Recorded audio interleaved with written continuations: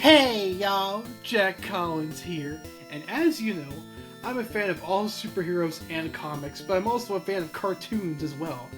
There's especially one cartoon in mind that I just really want to talk about. It's my favorite Disney thing ever. It's a show about the terror that flaps in the night. The guy who has the unmitigated gall to show up at your costume party late and never bring snacks. He is Darkwing Duck.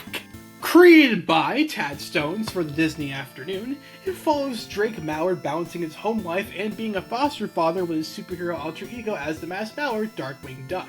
He often goes on adventures with his sidekick Launchpad McQuack and daughter Goslin Mallard, taking on foes such as the Fearsome Five, Taurus, Bulba, and Steelbeak, just to name a few, and a lot of Tex Avery / Chuck Jones slapstick shenanigans ensue. The show was a moderate success at the time. Like most franchises in the 90s, got its fair share of merchandise. There was a really good line of short-lived action figures from Playmates Toys, yes, that same Playmates that did TMNT at the time, an NES game by Capcom which was really fun and very fun to play Mega Man clone, and multiple comics. Lots and lots of comics, in fact, by a lot of publishers. Yeah, I'm not making this up, folks. And since there is a reboot coming out and it's the show's 35th anniversary this year, I really do want to spend some time talking about the show and its conception, the characters, and episodes that I really like, among other things. So strap into the thunderquack and grab your gas guns because let's get dangerous and talk about Darkwing Duck! Now, I bet you all didn't know that Darkwing Duck started as a show called Double O Duck. That's right.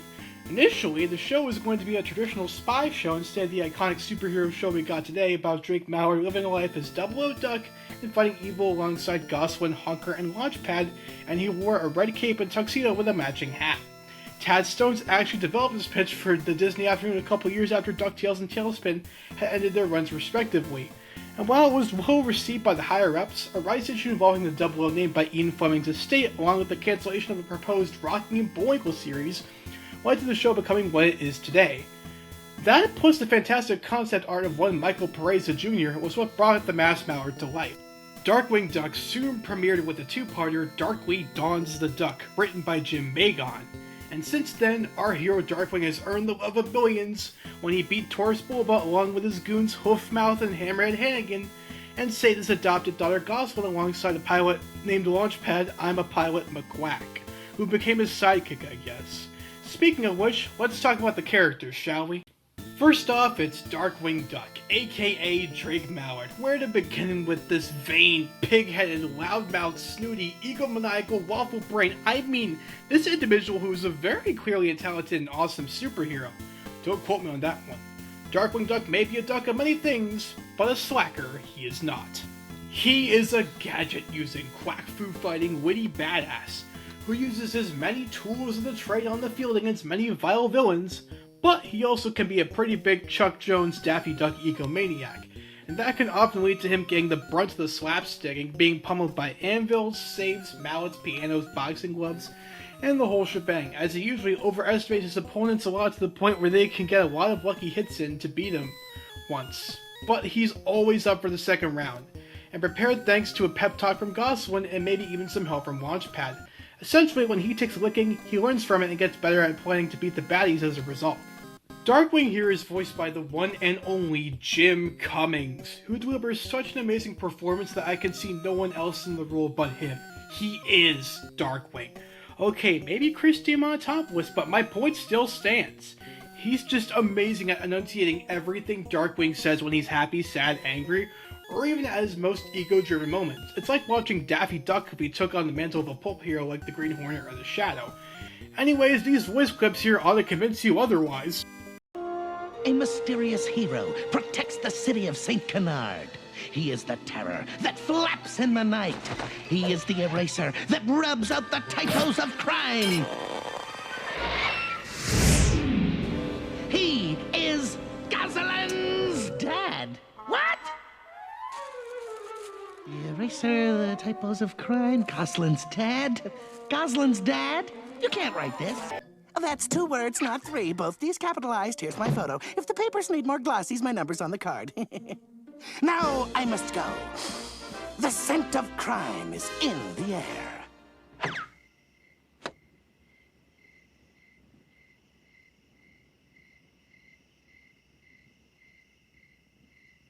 Well, how's this? In a lightning move, Darkwing Duck turns the tables on the tiny terror. So she's... Will you stop that? That's no fair tickling. And what's this foul fiend's fetish? My little cutie woody pooty goody booty goody goody goody goody pie. Dad, not in front of the guys. Okay, did that convince you yet? I'm sure it did, because when Jim Cummings would record I Am the Terror That Flaps in the Night, he frequently ad-libbed the middle line, to the point that in the scripts, the writers would simply put in, "It doesn't matter what I write here, Jim will say something else," where the line would go. I'm not kidding. Look that up. Let's hear some I Am the Terror right now, shall we? I am the terror that flaps in the night. I am the switch that derails your train. I am Darkwing Duck. I am the terror who flaps in the night. I am the spider who nips at your neck. I am Darkwing Duck. I am the terror that flaps in the night. I am the scourge that pecks at your nightmares. I am the terror that flaps in the night. I am the paper cut that ruins your morning. Let me guess, your daycare duck. I am the terror that flaps in the night. I am the jailer who throws away the key. I am feeling really stupid. Boy, I hate it when I'm early. You'd think criminal masterminds would be more punctual. Please accept my apologies. Well, okay, but next time you... Taurus Bulba, how did you... Where... I am the terror that flaps in the night. I'm the surprise in your cereal box. I am... Yes, I know. I heard. Alright, I'm sure that convinced you. Now, on to his daughter Gosfin. His rough-and-tough adopted daughter who always fights by her dad's side and oftentimes annoys him in his civilian identity of Drake Ballard. Although she can be a bit of a handful, Gosfin is a worthy companion to DW through and through with her rough-and-tough attitude and wholesome love to her papa. Little Girl Blue is also just so adorable. Also, rest in peace Christy Cavanaugh. You brought so much joy to this adorbs yet spunky little duckling.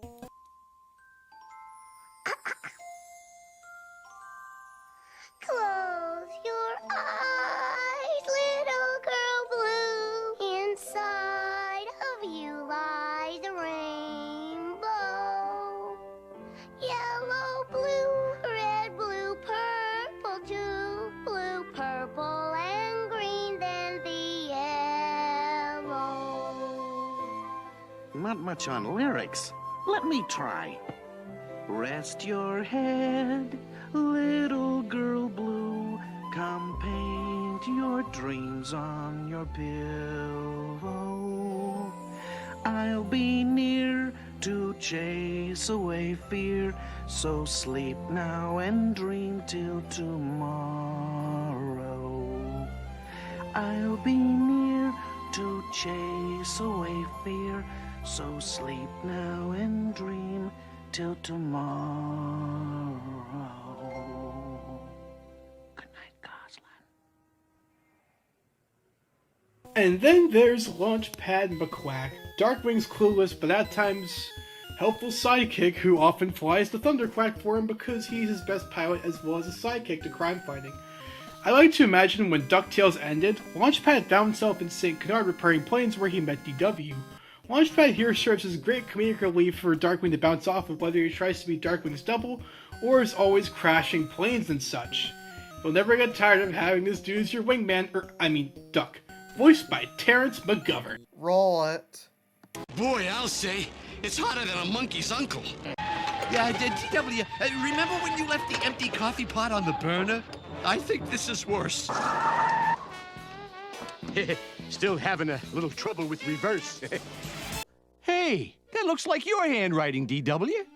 I'm trying to make a point here. Whoa, nice outfit there. Who's your embalmer? Then there are his other allies which soon form the Justice Ducks, like former bad guy turned good guy love interest Morgana McCauburn, Atlantean Queen Neptunia, big and strong yet also childish duck turned dino Stegomut, and finally another DuckTales character migrated into the show, Gizmo Duck. All of which were voiced by Kat Southsea, Susan Silo, Joey Cameron, and Hamilton Camp respectively. These characters are so fun, and it's always great seeing them on screen and interacting with our fellow cage companion, even if he always hates Gizmo Duck because he gets more and more fame than he does. Remind me to never let Darkwing meet Iron Man in a potential Marvel crossover. No, I'll do it. You will not get me. I will. No, I'll do it. You will not get me. I will.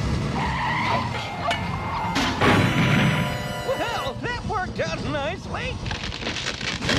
Now we'll get to what I think are some of the best parts of the show, the villains. As Darkwing has a massive rogues galleries of felons and fiends alike that all have very unique designs and motivations to fit their characters, and even voices that do that too. But for right now, I'm going to focus on some of my favorites, and you can find the other villains on Colin LooksBack's video on Darkwing villains, as there's a lot of ground to cover with his videos. But right now, it's on to the bad guys!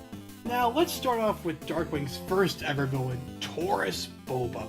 Probably the kingpin to Darkwing's Daredevil or Spider-Man, he always has big plans for world domination, seeing as how he's a crime boss with all the resources, and muscle in the form of Hoof, Mouth, and Hammerhead Hannigan to do so. But to me, what especially drives his goals is not only the destruction of Darkwing Duck and taking over St. Canard, but also his drive to kill Gosling Mallard, seeing as how her grandpa didn't give him the ramrod plus the codes to it. He even harbors the hatred for the father-daughter crime-fighting duo when he becomes the all-powerful cyborg known as the Steerminator, after he got blown up by the ramrod itself, but he gets just as beaten and humiliated by an injured Darkwing, which is the best part out of all this, as it shows that he is just the sum of his parts. Pun intended. He is voiced by the always awesome Tim Curry, who gives him sort of a Russian/Middle Eastern drawl that makes him more of a threat of his imposing stature, and beating up his own goons wasn't enough. All in all, Taurus Boba is who I consider a really good first villain, seeing as how he's managed to nearly win twice, had it have not been for miscalculations that caused his defeat in the first place, and he'll always be a thorn in the Mallard's side, whether they want to fight him or not, and to me, is Darkwing's real archenemy. And then there's Steelbeak, the main menacing cockamamie rooster in the organization known as FOUL, the fiendish organization for world larceny, with the jaws and strength to prove it. Just ask any of his henchmen who he beats up in comical fashion if they do not get the job done. He's suave, snarky, and sarcastic, which leads to some of the best character interactions on the show, seeing as how he pushes a lot of buttons in many characters as a result and loves doing it. Did I mention his jaws are strong enough to break Darkwing Duck's gas gun? Yeah, this guy must eat an entire junkyard for lunch. Like with Boba though, a slight miscalculation in his plans leads to his defeat and embarrassment for many people, and he's who I consider a really fun villain, seeing as how Rob freaking Paulson does an excellent job at voicing the character. He's that good, believe me.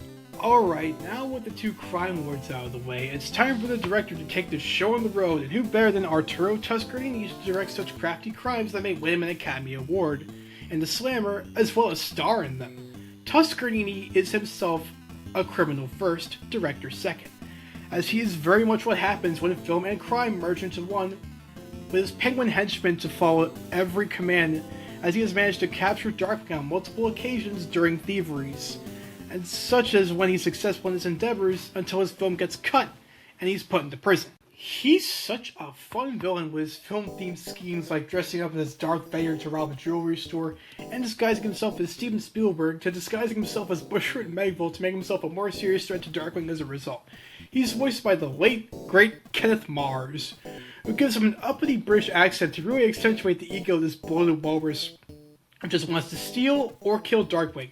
He can never decide which. Well, besides Toscanini, Moriarty also comes to mind in terms of favorites, as he's a mole with many plans in mind to make St. Canard a living dark haven for all of his mole people. Seeing as all moles are, blind, he often gets a drop on Darkwing due to his many mole men, as well as his slug monsters and a rocket launcher which he owns, as well as his digging abilities which managed to get him caught and kung-fu'd. Despite him only having 3 appearances on the show, I'd say he deserves a spot in my personal repertoire of villains, also because of Jim Cummings' hilarious voice he gives for him. That is basically a Woody Allen impression. If that's not funny, I don't know what is. And then there's my favorite villain in the series, and my absolute favorite Disney villain of all time. I need to give him an introduction to really fit the bill, pun intended. He is the most fiendish of terrors that flaps in the darkest of nights. He is the skunk that pollutes your air. He is the shopping cart that nicks against your paint job. He is the screeching fingernail on the chalkboard of justice. He is the sour ball in the candy jar of goodness. He is Negaduck. Okay, for those of you who thought that was annoying, sorry I had to get theatrical in order for this to work, but for me, out of all the Disney and the Darkwing villains, no one, and I mean no one, outranks Negaduck.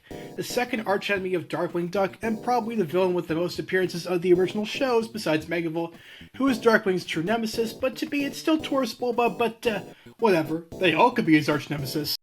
Anyways, Negaduck has the arsenal of fighting skills and evil know-how to take on Darkwing Duck and make his life as miserable as it can be, and make it so that he cannot ever be beaten by him or any other superheroes that come his way. What helps is that Negaduck doesn't really need an origin as to why he exists. He's there solely for our protagonist to be trifled with and swatted aside like a flightless bird or a duck. Sure, the DuckTales reboot may have done that in The Duck Knight Returns, and that was pretty good, but my point still stands. I can list all the crimes he did against Darkwing and his allies in the original show, but we'd be here all day. So here are some of the more notable ones. Number 1, forming the Fearsome Five and taking over all of St. Canard just like in Justice Ducks. Number 2, causing the crisis on Infinite Darkwings in the aptly titled comic arc, and absorbing the powers of Paddywhack to become unstoppable. Read the comics for more details. And stealing the Eye of Quackzilla to combine his powers with the Fearsome Five to make him more unstoppable in Jailbird. Despite him basically being a clone of Darkwing a la Reverse Flash to the Flash, Negaduck's pretty much the most pure evil in my opinion of all Disney villains. Not a single mere inch of sympathy within this villa. How about that? Chainsaws, explosives and all. Negaduck, I'm happy you're number 1 on my list. Please don't trap me in the lime jello like you did with the entire St. Canard Police. And I need to praise Jim Cummings for his awesome voice work as Negaduck, because hearing him go full evil is always a joy to hear on the eardrums, and hearing him acting as Darkwing and Negaduck in scenes is always fun to watch, seeing as how it's literally just Jim talking to himself. And again, same goes for another Jim Cummings duo I like, but I'll save them for later. Now after all that spiel about the heroes and villains and such, time to go over my top 5 favorite episodes in a few sentences or less. Number 5, Up Up and Awry. The first ever team up with Darkwing Duck and Gizmo Duck against Megaville is a memorable one indeed, because of Darkwing's hatred against Gizmo Duck for being a better hero than he is, while trying to stop a super criminal. Also, Megaville, as always, is hilarious, and then Castellaneta steals the show, with him clearly using his Krusty the Clown voice as him. The episode ends quite nicely when, after stopping Megaville by making him magnetically charged and having junk fall over him, Darkwing uses this time to sledgehammer out Gizmo Duck's armor to knock out his dents, until Gizmo Duck comically punches him with a boxing glove by mistake. All in all, great episode, and great chemistry between Darkwing and Gizmo Duck. God, I love this duo. Number 4, Tiff of the Titans. This second team-up, however, is where I feel is the stronger one, because like how Batman and Superman first met, the two are going at it while also saving St. Canard from Steelbeak and Fowl after they discover a new weapon known as the Egg Grid, and learning to work together as a duo after 2 titanic tussles between these costumed non-teenage titans. I also like how after they beat Steelbeak at the end, they argue over who really saved the day. All in all, this one I prefer War, and I wish we got more of Darkwing and Gizmo Duck together as a duo. Number 3, Steerminator. Ah yes, the ill-fated return of Taurus Bulba as a literal cyberbully by the name of Steerminator, after rejecting Fowl's pleas to be a chief agent. A very gripping one at that. Either way, I really like this episode because not only do Darkwing and Bulba finally have that showdown that was teased in Darkly Dawn's the Duck, but also the inevitable return of Taurus Bulba for future showdowns against Dark Quack Crusaders at the end. He says a few chilling words which leave much to be desired in terms of an eventual return, but alas, nothing grandiose has happened since then. Still a great episode. This is not finished, Darkwing Duck. I will be back. Number 2, Life, the Negaverse, and Everything. This is what I think is the best Negaduck episode period. We actually get an explanation as to where he comes from, and how this universe is so crooked and screwed up. Heck, we even get Launchpad and the Muddlefoot as Negaduck's lackeys, and the Fearsome Five turn good that makes me think this is Earth 3 from DC if it wasn't a Disney cartoon. My only flaw is that we never got an origin as to how Negaduck became Negaduck. Maybe in this universe whoever became Negaduck used the identity for evil instead of good. and he got Nega Launchpad and the Nega Motherfoots to join him, and maybe even a Nega Gizmo Duck and a Nega Justice Ducks too. Maybe we're getting a little too Nega obsessed, but at least DuckTales 2017's The Duck Knight Returns gave us the origin we all wanted, even if it was in a different continuity. And number 1, Just Us Justice Ducks. What more could I say about this certain two-parter other than it's the best rendition of what the show has to offer in terms of all-out superhero action and comedy, with the plot essentially being that Negaduck and the Fearsome Five have taken over St. Canard and have won, and Darkwing cannot do it alone, and thus has to rely on other heroes like the aforementioned Gizmo Duck, his bad guy turned girlfriend Morgana Macabre, and the green team consisting of the Atlantean ruler Neptunia and the super strong former duck, now a dinosaur, Stigma, to form the Justice Ducks and battle the Fearsome Five to save the day. Of course, they do that and the episode ends on a rather funny note, but that's not the point. The point is that it follows the show's exact formula here to a T. Darkwing thinks he can handle a situation and he can't, and as a result gets beaten up until he realizes that he has to do it another way and relies on help from his allies to get dangerous and get the job done. The villain stopped, and the day saved once again thanks to him. And this two-parter is funny because, also, putting out the bush route is funny. Gee, I never fought a supervillain before. What do I do? It's easy, Stegmutt. Let's pretend Mr. Bushroot is on fire. Uh-oh. Oh, put out the bush root, put out the bush root. Okay, I put out the bush root. And also, Ground floor coming up. Ground floor coming up. all in all, Darkwing Duck is what I'd consider to be my favorite Disney thing ever because of how its world, war, and hero versus villains battles always entice me for more adventures starring Terry the Flaps in the night. And I personally am glad that he's getting recognized by Disney more and more, to the point that they're considering finally bringing him back for a sequel series to Darkwing, where Jim Cummings is of course back as the Terry the Flaps in the night, developed by Seth Rogen. Yes, that guy who brought back Ninja Turtles, The Muppets, and Invincible to small screens. And the big screen is bringing back Darkwing Duck, and I for one cannot wait to see what adventures Seth will bring to the table, with a grown-up Goslin having the Darkwing mantle, and Darkwing teaching her every step of the way. Let's get dangerous and deep! And this is Jack Collins signing off, and here's a message from one of my buddies to you telling me to sub to my new Anders channel. I am the terror that flaps in the night. I am the one comment begging you to subscribe to Rocko Rotten. I am Darkwing Duck, so am I getting paid for this? No. Ah, nuts.